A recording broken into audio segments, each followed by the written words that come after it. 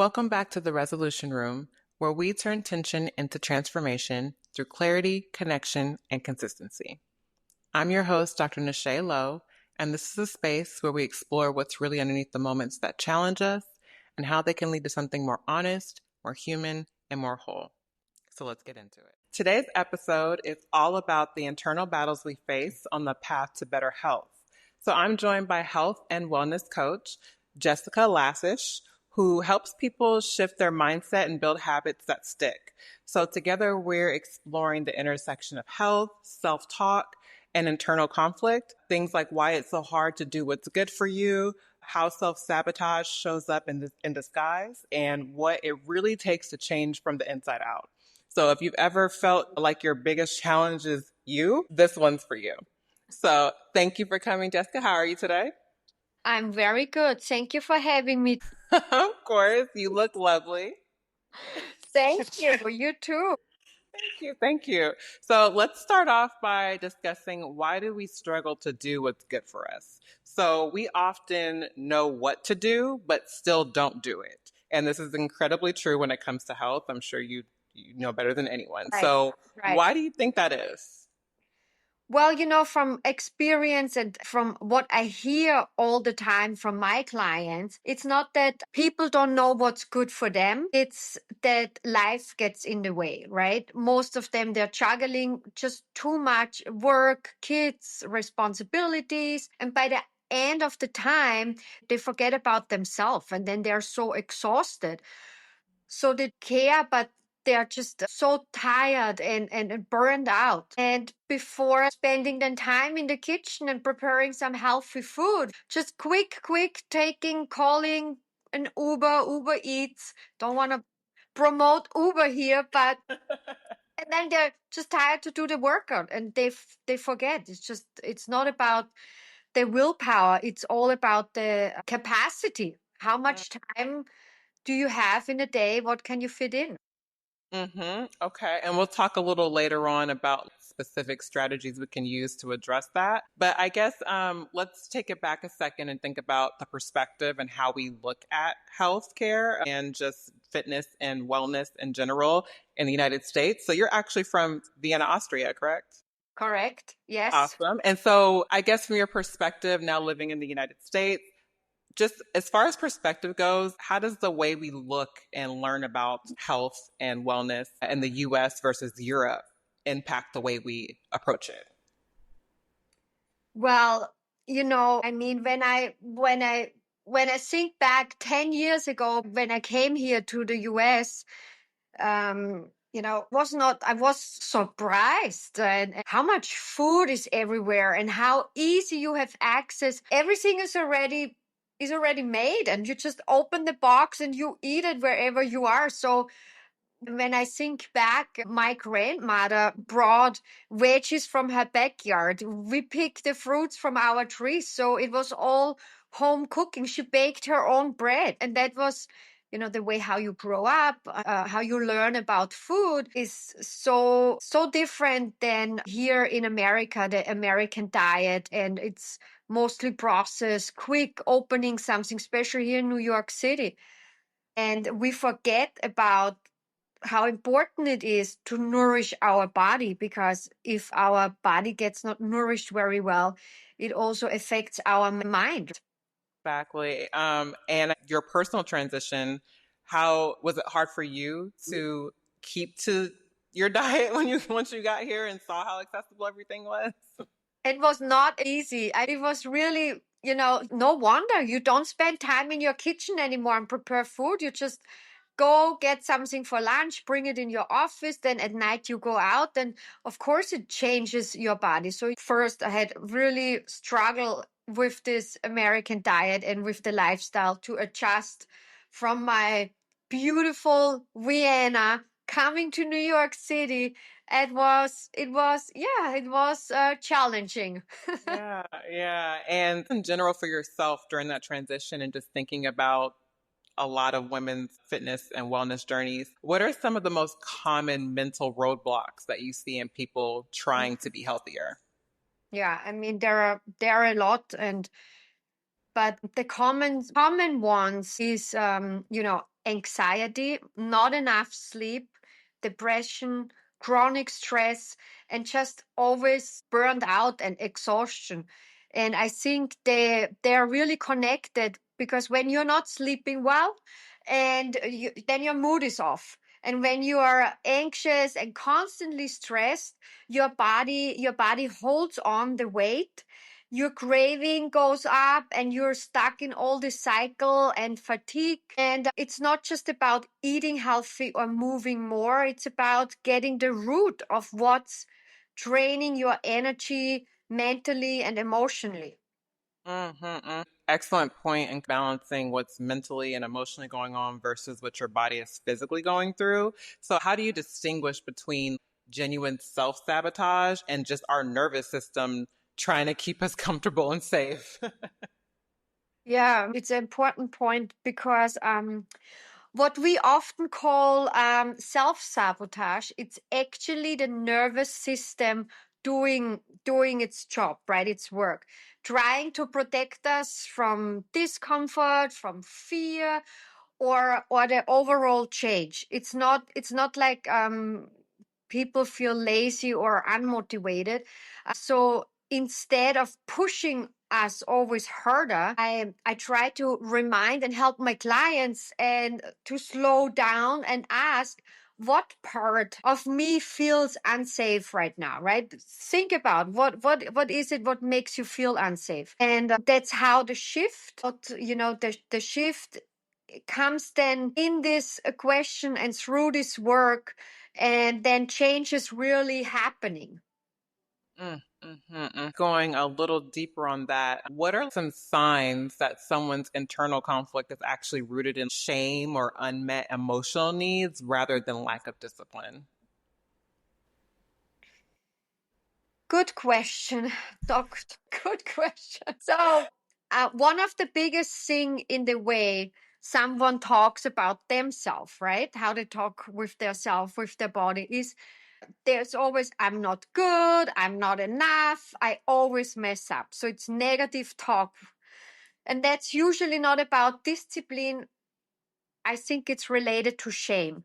And another sign is when someone keeps setting the same goals over and over and never feels proud or satisfied or never says it's enough.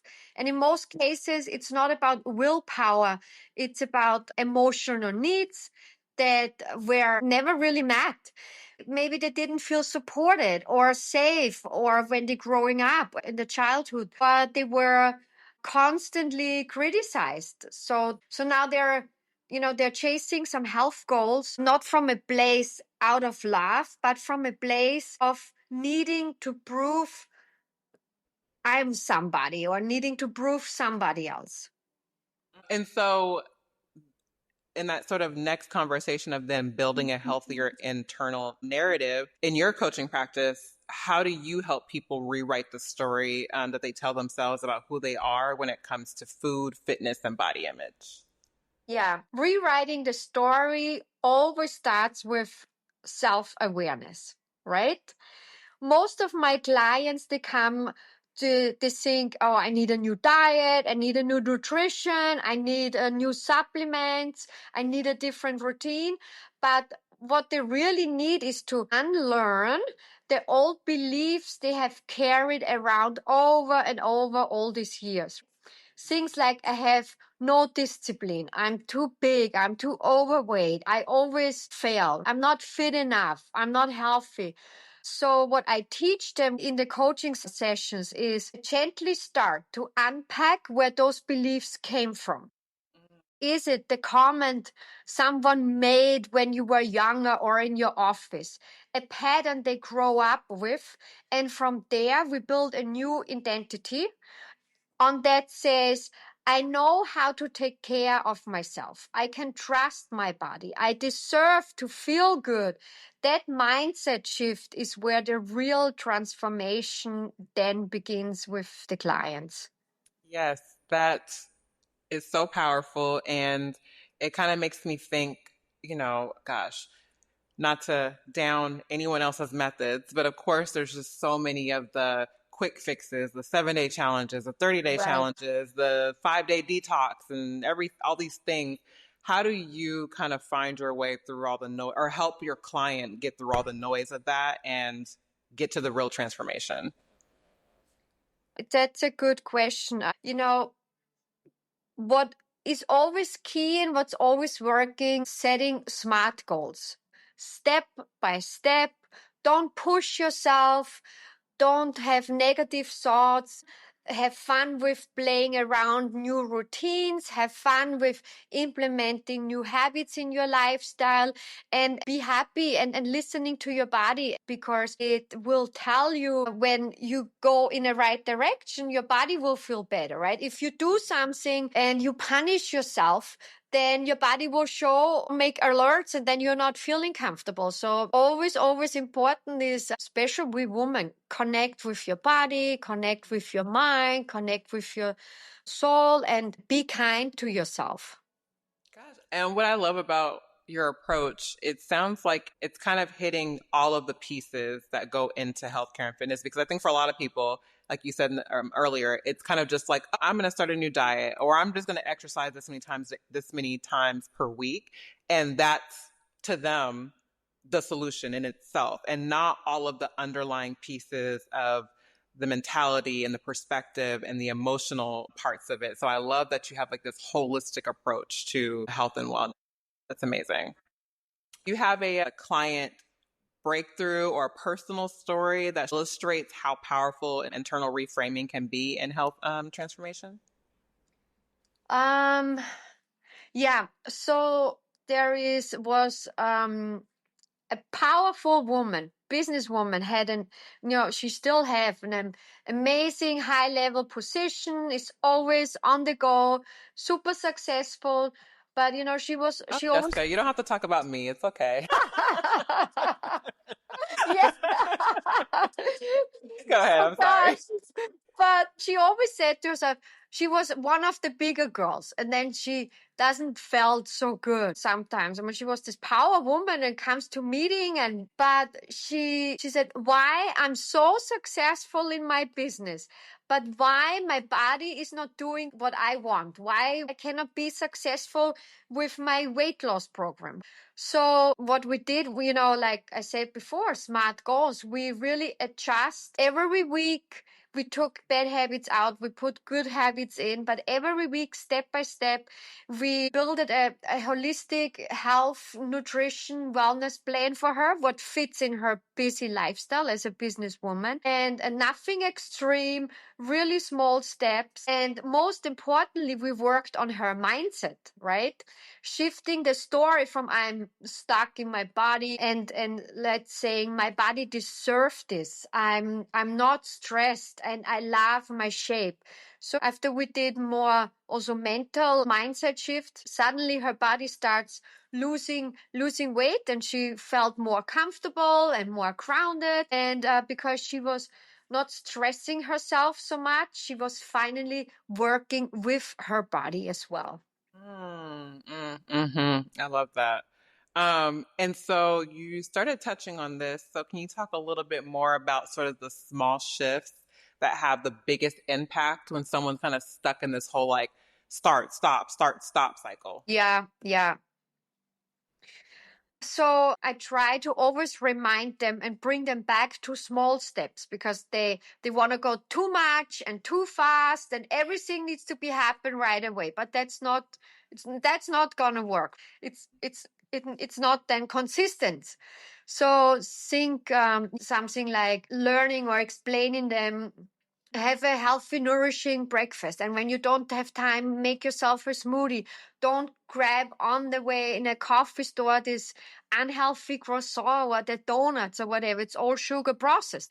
So building a non-negotiable routine.